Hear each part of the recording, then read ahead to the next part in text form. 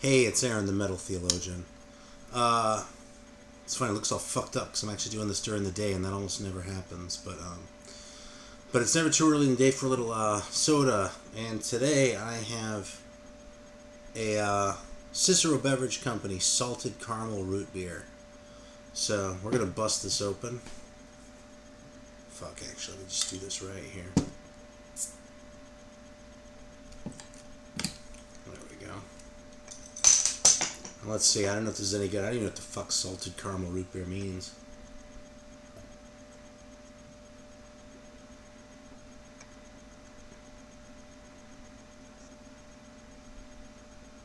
It's weird, man. The same fucking company that made that bacon shit, and it's like, there's something going on in here.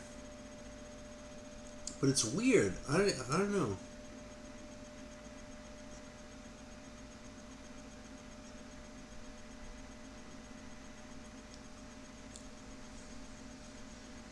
I don't know, man. There's some kind of caramely going on.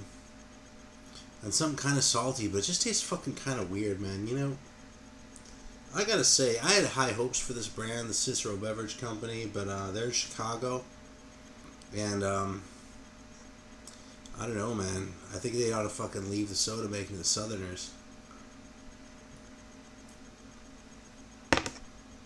Jones is pretty consistently good, and they're in Washington State, I'm pretty sure. And I had one from Minnesota recently, too, that was really good. I think I talked about it in here, but I don't remember. Anyway, well, today, by request, I'm going to bust out some Punk 45s. And I haven't even quite decided yet how I'm going to do this. I'll probably do sort of a combination. I'll probably do like basically like a random pull, but like with little cheating. So I'll like peek and like fucking, if there's some, make sure I'm actually getting some good that I feel like talking about. Because I don't really intend to spend a whole lot of time talking about punk per se, because this isn't really my thing.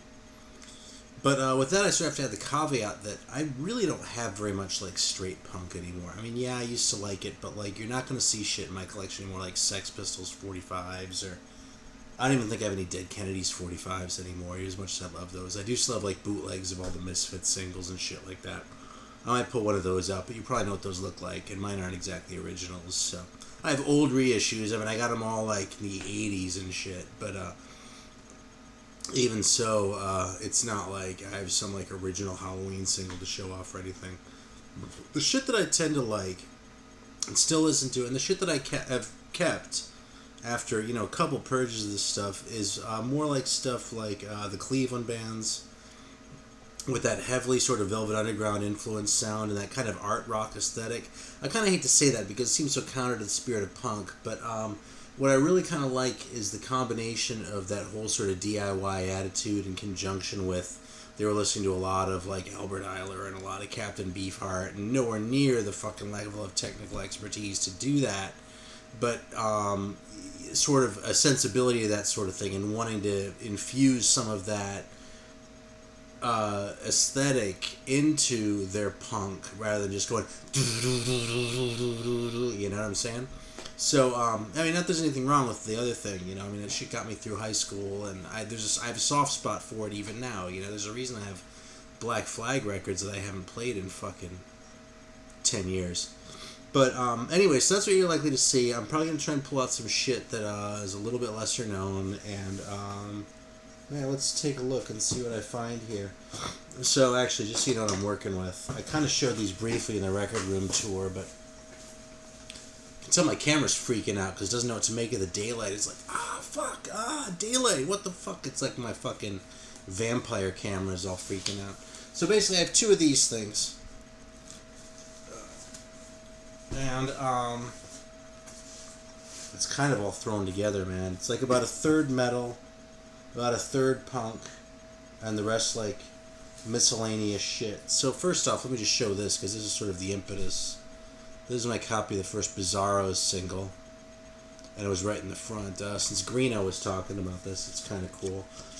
These guys were actually from Akron. And I unloaded some of these because the fact is a lot of them are crap. But for a while I collected anything on, I hope you can see that. That's the Clone record label, which is like sort of like the semi-private Akron label. So the Bizarros, obviously, case in point, was on Clone. as were some other kind of lesser known ones, and actually also the first couple of Tin Huey 45s, which are really good, so I'm going to bust those out real quick.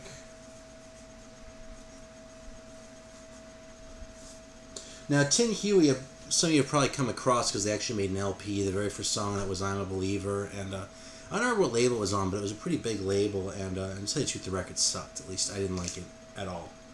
But their early singles were really good, and this is the second one, Breakfast with the Hueys. Again, if you can see through the plastic there, it's on the Clone label. And, it kind of has that weird sort of, Ohio aesthetic. It's not, I don't know, man. To me, the Akron bands were a little bit more prog than the Cleveland bands. The Cleveland bands are doing that too, but the Cleveland bands tend to be a little bit harder, and the Akron bands tend to be a little bit more prog. And I mean, obviously, the biggest band to come out of Akron, Devo, kind of bears that out a little bit. Maybe I'll show their singles too, if I remember. Anyway, this is kind of a special one. This is one that you're not likely to see another copy of. This is the very first Tin Huey single. And it's around. It's actually a small whole clone one. But what's kind of extra special about this particular copy is, can you see that right there? Where it says Crocus. Now, I actually got this record at the alas defunct Platypus Records in Cleveland, Ohio.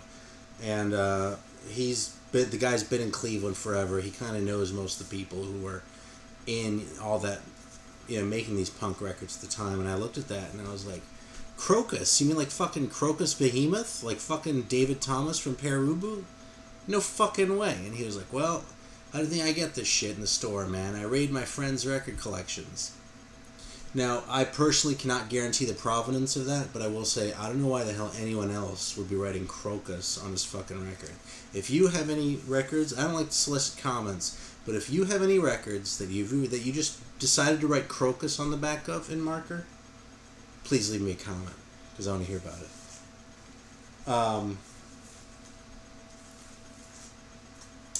This is another favorite here. This is a Cleveland one now. This one actually came out with two different covers. This is by Superstar Dan the Man, also known as Soupy T. And probably none of you have heard this, because this is a weirdo one. This is some guy who's actually a little bit nuts, and actually, I think I'm just going to make a needle drop video for this. Basically, these are a cappella punk. It's him all by himself making all the sounds with his mouth and singing and kind of freaking out, and it's actually one of the greatest fucking things ever. And he's actually a fixture in the Cleveland scene too. I remember I went to a show once. I think it was one of his shows when he was playing with a band, but he was standing around by the bar, and of course I had to go engage him, so I talked with Soupy T for a few minutes, and he was telling me some semi-coherent story about one of the members of the Damnation of Adam Blessing, actually, and some weird shit in 1970, and I don't know, this is a long time ago, so I don't really remember the story too well, but the delivery was just fucking amazing, and I was kind of blown away to be sitting there talking with someone who to me is an absolute star. This is the same record, by the way. It came out with two different covers, and of course I had to get both. There's actually an early scat release too, if you give the slightest shit about scat records. Let's see. Let's show a couple early Styrene's records. Now this is Cleveland too. I think I showed this briefly in another one, but this is an original of the very first Styrene single. Just a plain yellow label. I've seen pictures of some that had a stamp on them. This one doesn't. In the dead wax it says MM-101, like Mustard Records 101. And that's the only way you can tell what it is. The songs are Drano in Your Veins, all-time classic, and Circus Highlights, which was also done, actually I think even better, by the Electric Eels. This is the second one. They're called Styrene Money at this point. And you actually can see here, let me bust this out. You can actually see the, oh shit, man. You can see that's the Mustard label logo. And there's the radial arm saws one. Side 2 there. Great band, very kind of art rocky. These singles are very short. That first one is less than 5 minutes total, both sides. But yeah, it's like I want to sort of talk it up, but what I really recommend is just go sort of check the shit out. I mean, it's punk in spirit, but it's not just like straight shit, Let me show this real quick. This is my copy of The Residents' Baby Fingers 7-inch, which I got back when you could get this thing for only an arm and not an entire arm and a leg. And actually, here's another favorite of mine too. This is the Red Transistor 7-inch, which came out actually way after the fact. It's an Ecstatic Peace release, an early one. But this is actually Von Elmo's band prior to going solo and making that great Future Language record. This was him with, God, what was that dude's name? Otto von Ruggins or something like that. That's just a crazy ass record. Now this is New York shit, okay? It's not Cleveland, but this is like 77 and well, here you go, man. Oh, Rudolph Gray, that's right. Side 2, We're Not Crazy. Von Elmo is credited with vocals, shortwave, and guitar. So that's what kind of record this is, man, and that's the kind of shit that is what I go for when it comes to punk, quote unquote. Well, shit, that's probably a little bit of a taste. Let me just show one last thing real quick here. We've been talking about Perubu. Well, here's this box. I actually don't have original Perubus, but this is that box that came out a while back. Super limited to only 3,000. I don't know, to me that seems like kind of a shitload. But, this is this thing that came out a while back that has the first 4 singles in it.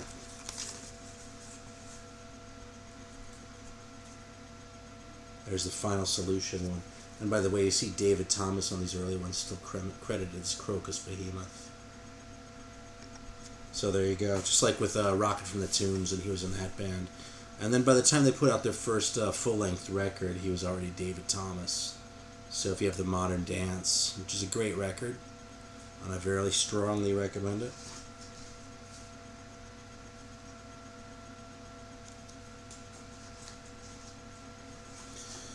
So, yeah.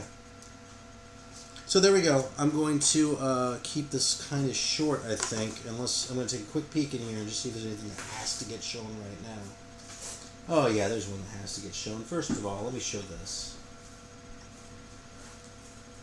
because I talked about it. First Devo single.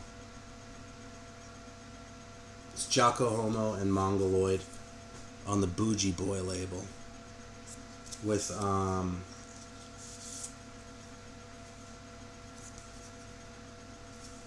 this weird fold-out cover with lyrics and shit in it. It's a great, great record. Yeah, by the time they made their first LP, man, they lost a lot. And I like that first Devo record, too, don't get me wrong, but, I don't know, a couple things. First of all, I'll say that wasn't Brian Eno's finest moment as a producer. Because, I don't know, something just got lost as far as the energy and that shit goes.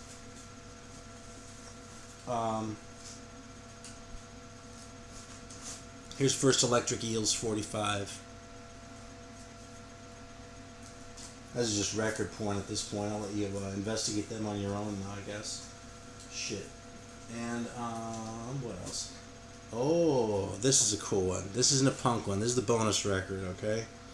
If you're familiar with Lucifer, Big Gun, that record where they talk about how, Lucifer is from England, but we have this cave in Arizona where we record all our shit.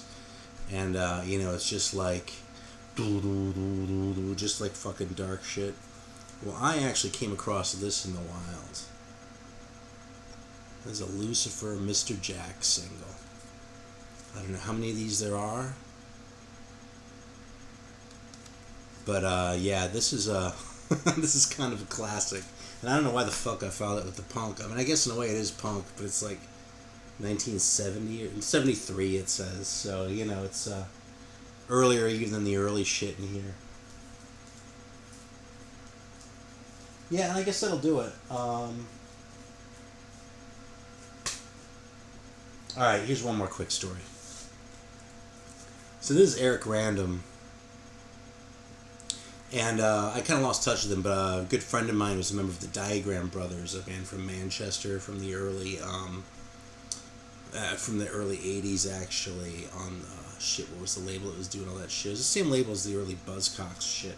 Anyway, New Hormones. So anyway, one time apparently he was like working on his PhD in physics while his friend Eric Random was making this record.